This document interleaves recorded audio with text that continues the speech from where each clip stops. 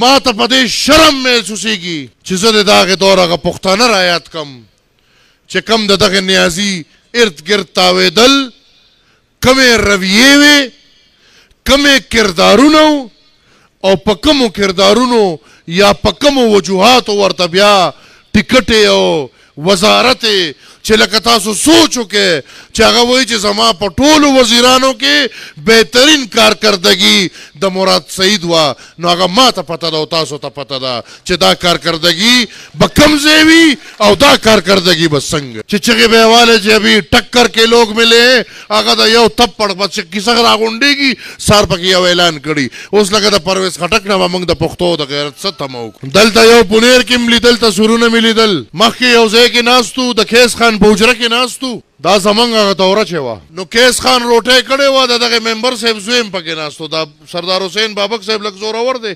سردار حسین بابک صاحب ورته وایي نوم یې مال اوس نه راځي، خو دا خبره چې زه کوم نو دا بوز د سردار حسین بابک صاحب هم رایادوي او نور ملګري چې محفل کې څونه ناستو.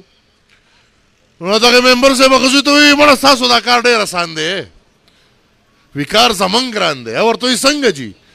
مړه وي ستاسو دا آسان دی خو چې د چا بلی تاسو ورسره یې، خو چې نن د بل بله ده نن دا د هغه سره دی. وي کار زمونږ دا ګران دی چې 100 کاله م تېر کړي دي او اراده لرو چې 100 کاله به تېرو. دې خلکو ته څه ګرانه ده، زمونږ چا سره دشمنی نشته، خو موږ د ټوپک په زور، د کوتک په زور یا په بل څه زور طاقت او طاقتور نه منو. واحد او واحد طاقت یو وارې بیا دوراوم او هغه عوام دی. پکار دی چې دا ټول خلک دی دې طاقت ته سرنډر شي، کو هغه د بوټ والا دی، کو هغه د ټوپک والا دی، کو هغه د قلم والا دی، کو هغه هر دفتر کې ناست دی. دې عوامو ته پکار دی چې سرنګو شي، سرنډر شي. طاقت د دې عوامو دی چې هر څونه لوی امیري، هر څونه لوی جابري، فرعون، هر څه چې دا د ولی خان وینه ده د هغې چل راځي. پښتنو یو ځل راله اختیار راکړې، بیا وګورئ چې دغه اختیار سره تاسو څه کوئ.